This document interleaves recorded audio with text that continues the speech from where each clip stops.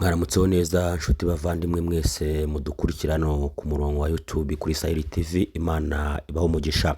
Tugarutse muri iki gitondo tariki 21 z'ukwezi kwa kane 2025, tuje kubageza amakuru ari kuvugwa hirya no hino mu biyaga bigari. Mutwemerere ntimujye kure nyakiramajwi zanyu, mubane natwe tubabwire idonido ku makuru abyutse avugwa hirya no hino. Reka tubasuhuze mwebwe muri hirya no hino, tugira tuti amahoro y'Imana bane namwe. Arabari mu Burundi tubahaye yambu rwose, mukomere cyane. Abari Bugande, abari Tanzania na Kenya, abari muri Kongo, mwese Imana ibarebe neza. Turakomeje rero n'abari ku mugabane w'Uburayi hirya no hino, abari muri Amerika, abari muri Afrika y'Epfo n'ahandi hatandukanye ku isi, mwese mudukurikira kuri uyu muyoboro. Imana ibaho umugisha. Mwe mwakanze subscribe, hanyuma mugakora share, mukarayikinga, mukaduha comment zanyu, Imana nibarebe neza. Nawe utarabikora gira bwangu ubikore, Imana iguha umugisha. Turabakunda cyane rero, reka tunyarukire mu makuru abyutse avugwa hano muri Repubulika Iharanira Demokarasi ya Kongo mu bice bimwe bitandukanye. Mutwemerere nimujye kure, tugiye kubabwira aya makuru. Reka turebe mu burasirazuba niki kizindutse kivugwa hirya no hino ku mirwano yabyukiye za Nyangezi. Nyangezi biravuga ko izi ngabo za M23 zonje gucakirana n'ingabo za Wazalendo, ariko kandi Bukavu nayo ntago byoroshye, bakomeje kuhagota uko bwije nuko bukeye. Turasimbukira Kavumu nayo aravuga ko isaha n'isaha bagabwaho igitero, ariko M23 nayo ngikomeje kuryamira amajanja. Turasimbukira muri Kivu y'Epfo, aho n'ahandi ni mu mujyi wa Goma. Mujyi wa Goma haravugwa igambana rya Joseph Kabila kuri M23. Ibi byose turabiva imuzi, idonido turayikugezaho, ntujye kure. Kandi haravugwa Sadeke. Abasirikare ba M23 batangaje ko bamaze kumenya ko muri Sadeke, mu birindiro bya Sadeke, haba harimo abasirikare ba Wazalendo ndetse n'ingabo za FARDC bagera ku 3,000. Cyo kimwe na MONUSCO, naho haravugwa ko mu birindiro bya MONUSCO haba harimo ingabo za Wazalendo na FARDC zigera ku 1,200. Ibi byose turaje tubive imuzi n'umuzingo, ntujye kure. Aho nta handi rero ni muri Sake. Muri Sake haravugwa naho intambara idasanzwe. Biravuga ko kandi ahandi hakomeje kuba imirwano ikomeye ahitwa Kibati. Aha naho ngo birakomeye. Kibati haravugwa intambara mu buryo budasanzwe. Abaturage baratangaza ko babonye ambulance zijyana abarwayi indembe n'inkomere, zibajyana muri Charité Maternelle, aho n'ahandi ni kuri byo bitaro biri mu mujyi wa Goma. Iyi ntambara rero komeje kubica bigacika mu mujyi wa Kongo. Ntimujye kure, mutwemerere tubane hano kuri uyu murongo wa Saheli TV, umuyoboro wanyu, umuyoboro mwiza uriho amakuru meza yizewe. Reka kandi tubagezeho ayo makuru, ariko kandi tubararikire ko mu mugoroba muri buze kwakira ikiganiro cyiza, aho tuza kuganira n'umukongomani uri mu mujyi wa Bukavu, watubwiye ko ingabo za M23 zikimara gufata uyu mujyi ngo zaba zaragiye muri kampani imwe y'Abashinwa zigasahura ibikoresho bimwe na bimwe byo muri iyi kampani. Aho hose turaza kubiva imuzi n'umuzingo ku mugoroba. Ntimuze kujya kure y'inyakiramajwi zanyu, mukomeze mudutega amatwi. Reka rero tuve imuzi n'umuzingo aya makuru. Aha n'ahandi ni mu mujyi wa Nyangezi. Aka ni agace kari mu mujyi w'uburasirazuba, kari mu burasirazuba bwa Repubulika Iharanira Demokarasi ya Kongo. Aho n'ahandi aravuga ko ari umuhanda uva Bukavu werekeza mu tuduce. Uyu muhanda rero ujya Nyangezi, bavuga ko ingabo za M23 kuri uyu mugoroba w'ejo tariki 20 z'ukwezi kwa kane 2025, ingabo za M23 zacakiranye n'ingabo za FARDC ndetse na Wazalendo, hanyuma bakarwana amasaha agera kuri 2. Kavuga ko abakomeretse ari benshi, ariko kandi ngo n'abapfuye bakaba babaye benshi. Utu duce dukomeje kuvugwamo intambara mu buryo budasanzwe, ariko kandi abasivile nabo bakomeje gukurwa mu byabo n'izi ntambara za Wazalendo ndetse na M23. Urabona ko kandi iyi M23 ikomeje rwose kurwana nayo ishaka kwigarurira ibi bice bitandukanye byo muri Sud Kivu, ishaka kugira ngo igarurire uduce tumwe na tumwe yagiye itakaza. Aho harimo agace kakamanyura bivuga ko yaba yaragatakaje, ndetse na za Uvira biravuga ko naho iri kugenda ihatakaza. Kavuga ko ingabo za Wazalendo arizo zikomeje kuyobora iyi miji ndetse mu buryo budasanzwe. Hari n'indi miji iri hirya no hino nka za Katanga n'ahandi, aho hose havugwa ko M23 iri kugenda itakaza ibi bice. Aho bivugwa ko amakuru aturuka ku rugamba kavuga ko izi ngabo za M23 icyo zifuza ishaka ari ukutarekura umujyi wa Bukavu ndetse n'umujyi wa Goma. Bavuga ko izi ngabo za M23 zageze zigashyira ibirindiro bikomeye kuri iyi miji, zikayigota ndetse zigashyiraho intwaro zikomeye mu buryo kugira ngo ntibazatakaze iyi miji. Aho zageze zishyiraho ba sniper ngo bakomeye cyane, barwanyi bakomeye karundura ku mirwano ku rugamba. Abo ngo nibo barinzi iyi miji mu buryo buhambaye. Ariko kandi bavuga ko bidahwema uko bwije nuko bukeye izi ngabo ntizibura gutana mu mitwe n'ingabo za FARDC ndetse n'ingabo za Wazalendo mu buryo kugira ngo zisubize nyuma izi ngabo. Ko bivugwa ko mu mujyi wa Bukavu izi ngabo ngo za Wazalendo zaba ziri ahagana mu birometero bigera kuri 7 uvuye mu mujyi wa Bukavu, cyo kimwe no muri Kavumu ku kibuga cy'indege naho ngo bivugwa ko izi ngabo za Wazalendo zitari kure cyane, ngo ziri hafi y'ibirindiro bya M23. Aho iyi M23 yasize ibirindiro bikomeye hafi y'ikibuga cy'indege cya Kavumu, ikagota iki kibuga cy'indege mu buryo kugira ngo bacunge umutekano mu buryo budasanzwe, kugira ngo babashe gukomeza gusubizayo ibi bitero bya Wazalendo. Ariko kandi ingabo za Wazalendo nazo zikavuga ko impamvu zegereye ibi birindiro ari ukugira ngo zikumire ibitero bya M23 bikomeje kugenda byigarurira ibice bimwe bya Repubulika Iharanira Demokarasi ya Kongo.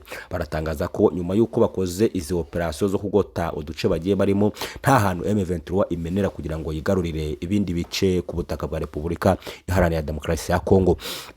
Wakoze cyane ukomeje kubana natwe, Imana igumugisha 5/5. Tumanukiye muri Kivu y'Epfo, kandi muri Kivu y'Epfo haravugwa ubugambanyi bukomeye hagati ya Joseph Kabila na M23. Amakuru abyutse avugwa muri iki gitondo hirya no hino ku kibuga cy'imirwano, aravuga yuko izi ngabo za M23 zaba zishaka kugwa mu mutego ukomeye wa Joseph Kabila. Abasesenguzi bakomeje gusesengura izi nkuru baravuga ko nta kindi cyazanye uyu Kabila muri M23, ahubwo ashobora kuba yaraje kugambana kugira ngo babone uko bakura iyi M23 mu mujyi wa Goma. Ariko kandi hakibazwa niba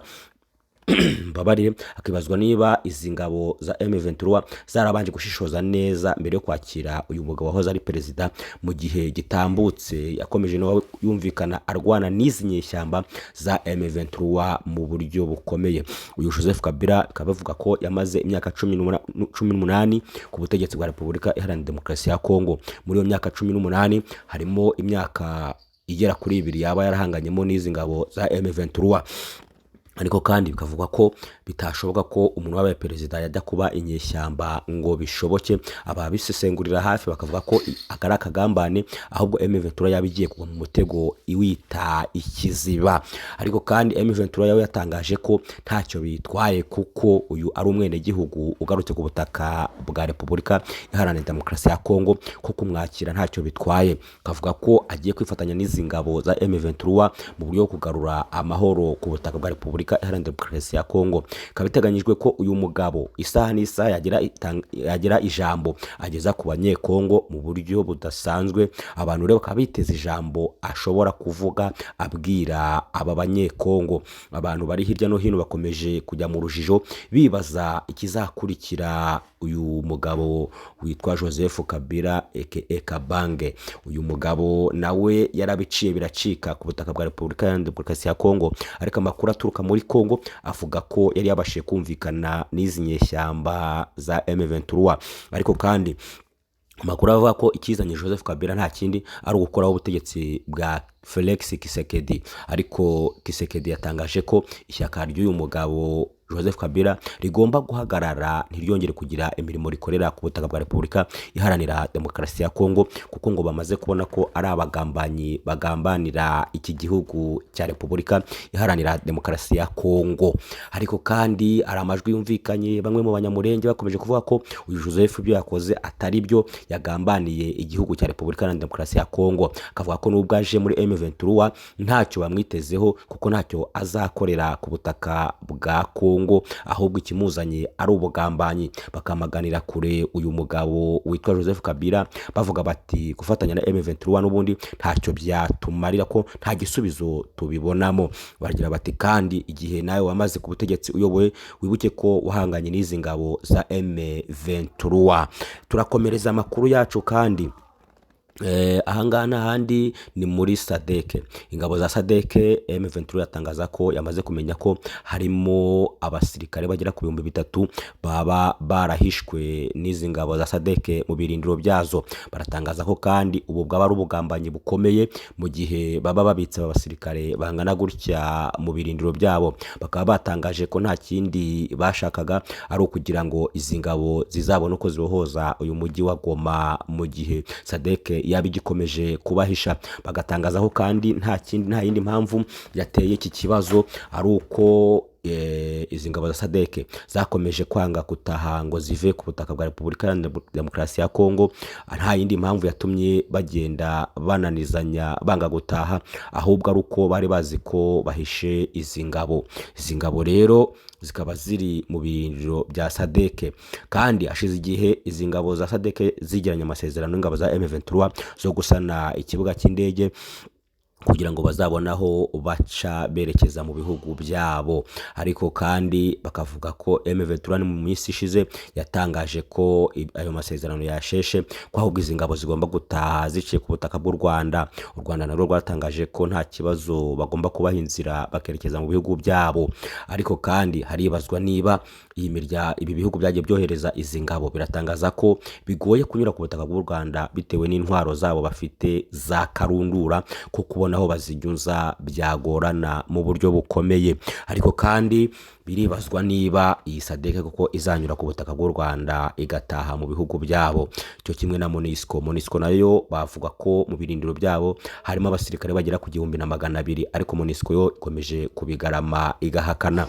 Ariko amakuru aturuka ku butaka bwa Repubulika Iharanira Demokarasi ya Kongo, aho nandi ni mu mujyi wa Goma, aravuga ko izi ngabo za MONUSCO zaba zibitse abagera ku 1,200, ariko kandi ngo bamwe mu bajenerali bakomeye bo mu gisirikare cya FARDC bo bagera kuri 800 ngo bakaba baragiye bataha gake gake mu buryo budasanzwe. M23 ntiyamenya ibyabaye. Reka rero tunyarukire aho nta handi, n'ubundi turacyari mu mujyi wa Goma, ahazwi nka Kibati. Ahangaha muri Kibati havugwa ko naho mu rukerera rw'uyu munsi haramukiye imirwano ikomeye cyane, aho ingabo za FARDC zatanye mu mitwe n'ingabo za M23. Ingabo za M23 zikaba bivuga ko zarasiwe kuri urugamba mu buryo bukomeye, aho abaturage batangaza ko babonye ambulance zitunda abakomeretse zibajyana mu ivuriro rya Charité Maternelle, aho n'ahandi ni mu mujyi wa Goma. Kabivuga ko urugamba rwari rwambikanye mu buryo budasanzwe, ndetse byari bikomeye cyane ku mirwano y'urugamba. Rero reka dupfundikire amakuru yacu ahangaha.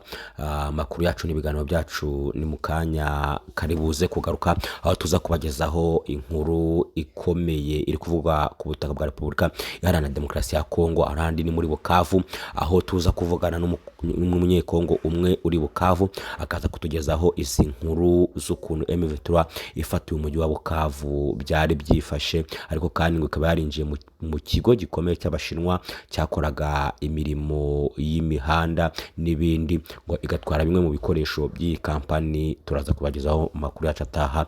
Nimujye kuri nyakira amajwi zanyu, mukomeze mubane natwe. Turabashimira uburyo mudahwema kutwereka urukundo, 5-5, ariko kandi tubabwira ngo tubafite ku mutima, mugire amahoro y'Imana, Imana ibarebe neza nshuti bavandimwe. Kandi nawe urwaye cyangwa ufite ikibazo cy'uburyo butandukanye hirya no hino, turagira ngo tukubwirire Imana tuti Imana tegeka gusa birakunda. Nawe wizere ko aho uri Imana nditegeka gusa bikunda. Mugire amahoro y'Imana, umunsi mwiza, ndabakunda.